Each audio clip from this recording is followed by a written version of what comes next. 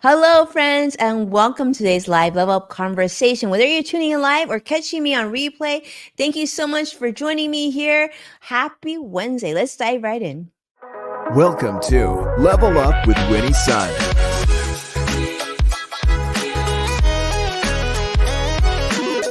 Market update. Speed round. Award-winning financial pro. And now, get ready. I present to you Level Up with Winnie Sun.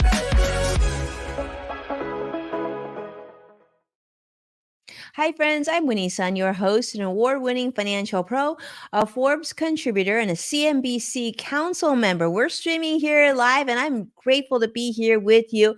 Unfortunately, I'm taking a look at the stock market, and it doesn't look like it's so happy today. We've got negative across the board, and in fact, Dow is currently down 180 points, Nasdaq down 137 points, and the S&P 500 is down over 39, 38 points as well.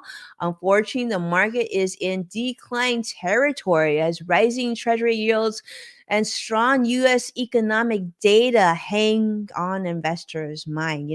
One of the things that we saw, in fact, last month was, I think, can you believe last month was 2023, right? December, the holidays. Well, it's interesting because a lot of data came out during shopping season. Many of you went to retailers strongly because people were spending money. And because of that, we saw strong retail sales data for last month, which actually shows and suggests a pretty strong consumer, not as concerned about some of the economic and financial concerns as we've been talking about for quite some time now. It's showing that, believe it or not, that maybe you and I don't feel so bad about the economy. Maybe we're not as concerned about inflation. I don't know. I'm not saying that you are or I am. I'm just saying that this is what the data shows.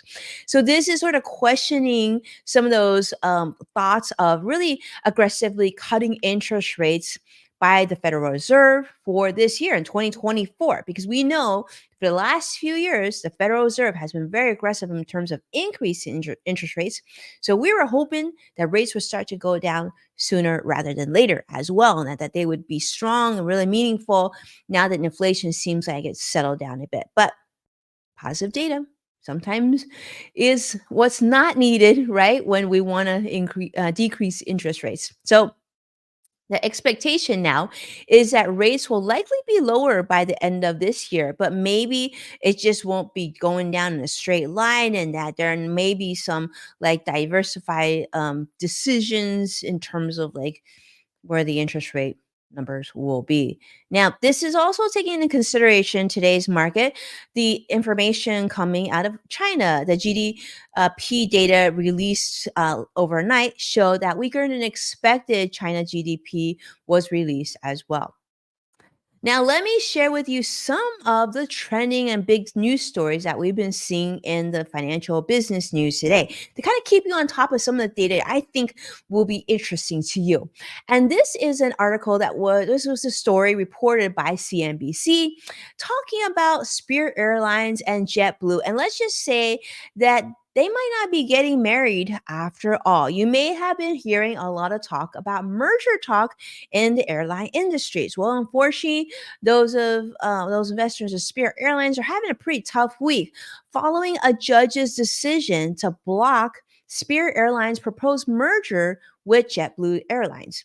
Um, JetBlue Airways, I would say. For those of you who've flown JetBlue like I have, and I absolutely love the JetBlue experience, like that merger with Spirit Airlines, I was hoping that perhaps the JetBlue experience would segue over to Spirit and then making this now, if they came together, it would have been the nation's fifth largest airline, and hopefully a really strong competitor that not only gave you good value, but also gave you a great flying experience.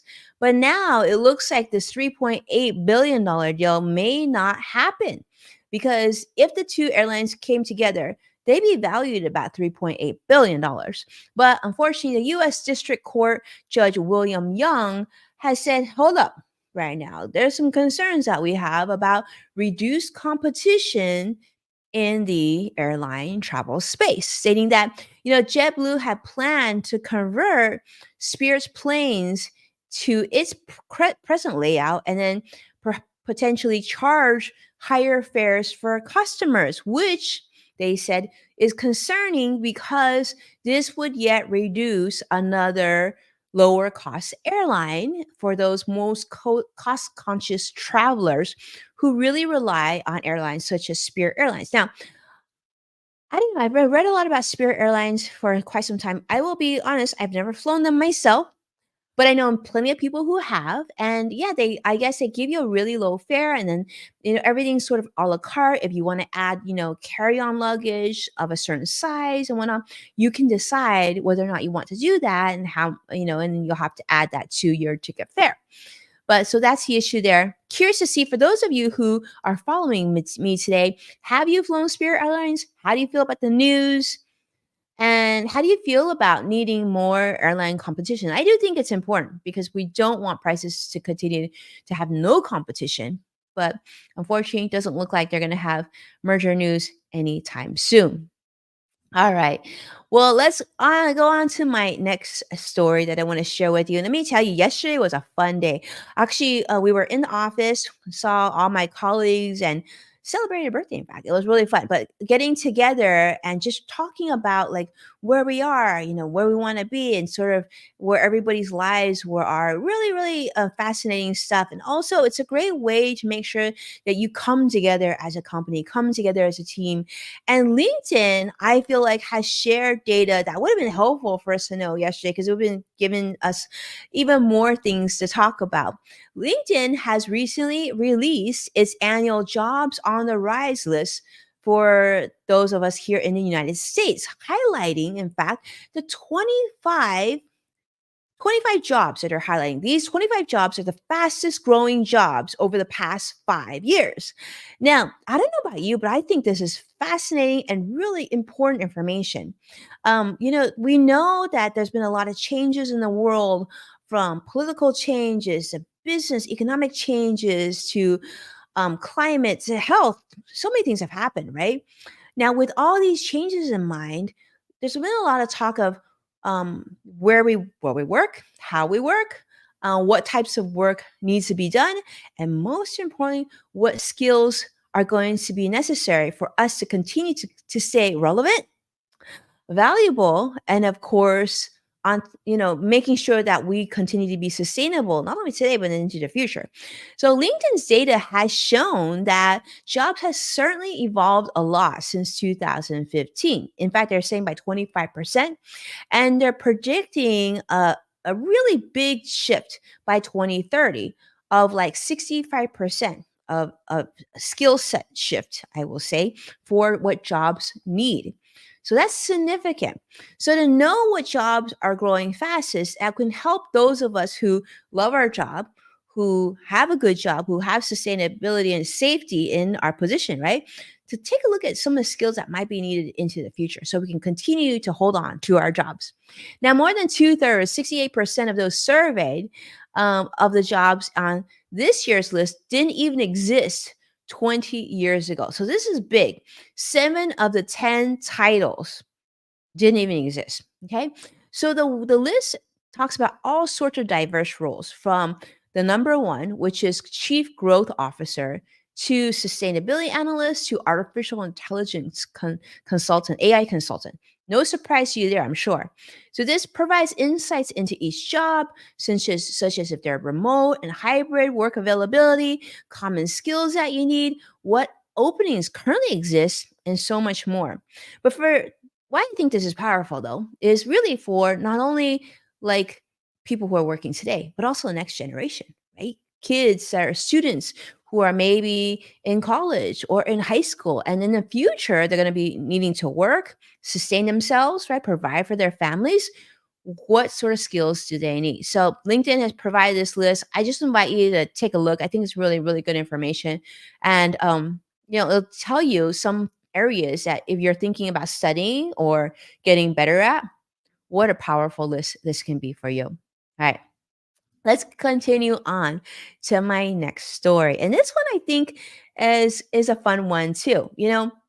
Um, this is about AI. And I don't know, we've talked about AI on this show, and I do feel like there's going to be a lot more discussions on this because I don't know about you, but I feel like it's just in the very early beginning stages. In fact, Amazon has now introduced AI for shopping questions. Now, if you've been on Amazon lately, you've probably seen, they have all the reviews from the people who purchased the different products and whatnot. But now they do a little AI summary, so you can go right to the top and see, do people overall feel very positive about the item you're considering to purchase? Are there certain issues that seem to pop up a lot? So you don't have to read thousands and thousands of reviews.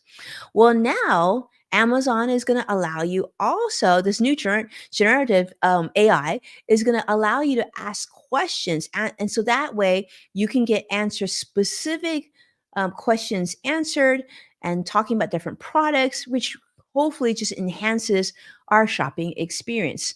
Now, this feature is being integrated into the mobile app for Amazon, and it'll allow us to ask questions on the fly.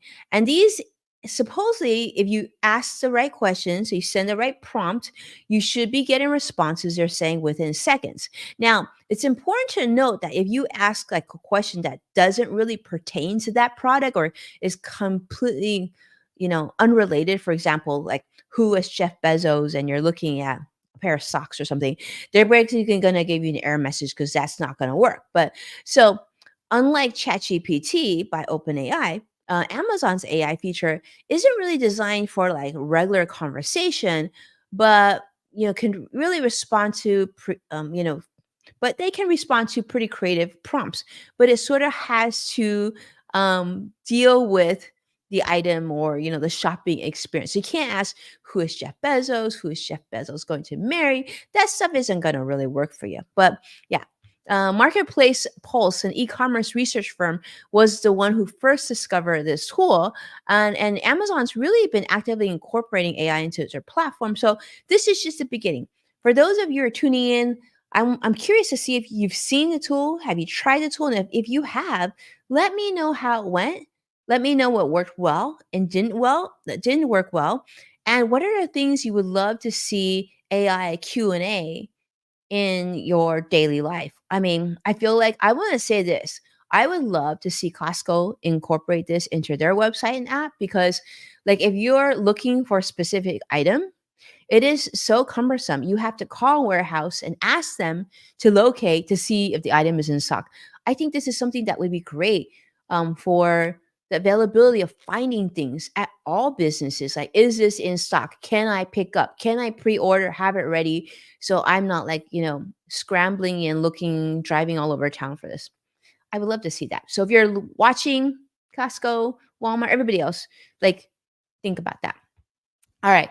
So my last story that I want to share with you, of course, it seems like we go every week. We always have something on Elon Musk, and this one is no surprise here, but it's interesting nonetheless. Elon Musk is now demanding a bigger paycheck and more ownership in Tesla. So Elon has said publicly and on that he wants to increase his stake in Tesla to about 25%, which is approximately double what he currently owns of about 13%. He said this on social media. I'm sure you know which platform, X, of course, emphasizing that he wants to have enough voting control so that he can definitely have some influence, right? He wants to retain some control, but of course, not too much that he can't be overturned.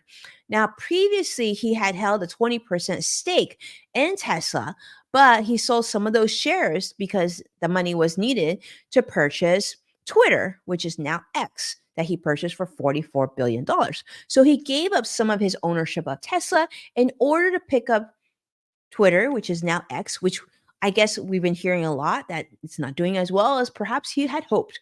But nonetheless, as we know, Tesla being the leader in electric vehicles, um, Elon believes that the company's future really lies in things such as robotics and AI and a humanoid robot, many, many other significant focuses. And he wants to be able to retain that control. Now, despite the fact that that robot project is really not like full on, available to purchase and all that stuff, But obviously, those are some of the things that investors are excited about and want to see the future of innovation. And in all companies, they always want to see, like, the newest and greatest and what's coming and what we can look forward to. But as you know, Elon has also been saying that compensation is an issue. In fact, he had previously, um, his previous compensation package was worth about $56 billion. Yeah, $56 billion. I mean, I don't know about you. I'd be happy with like just like $1 billion. I like, but $56 billion. This is sort of the largest compensation package ever for a CEO. But he's saying that this has also been talked about, not having hasn't had a new compensation plan in some time, and wants to have that relooked at as well, and probably level up that as well. Now, of course, there is some concern because there is a shareholder lawsuit still taking place in the Delaware courts, of whether or not, obviously that was the compensation package was excessive, or it was excessive, or if it was fair. Yeah. So they'll have to see how that finishes up and how the ruling takes place before deciding on that compensation program. But yeah, I'm curious to see how you feel about that. It's really good. It's good information. I'm always curious to see how you feel about their compensation and how it relates to the product and your experience, maybe as a Tesla driver and whatnot. Is this good for the consumer and, of course, the company and the employees and everybody else? But with that, let's take a look at where the market is again before we close up here. The Dow is currently down 170 points, Nasdaq down 132 points as well, and S&P 500 also still down 37 points. So we've got about less than half an hour to go before the market closes. My guess is probably going to end up in negative territory today, but hopefully, things will get better as more positive data hopefully comes into the future. But it's a new year. So, a new year, we got to be patient. And most importantly, I hope that you have a beautiful week. Thank you so much for tuning in. I hope you're having a beautiful Wednesday. And of course, we'll be coming back to you soon. And a huge thank you for all of you for tuning in, for being a part of today's show. If you found this helpful, make sure to hit subscribe and that like button. That'd be super helpful.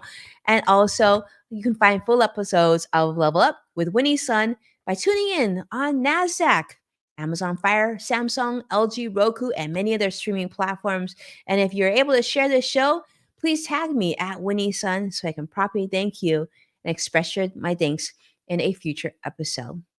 With that, thank you, my friends. Take care. I'll see you very soon. Bye now.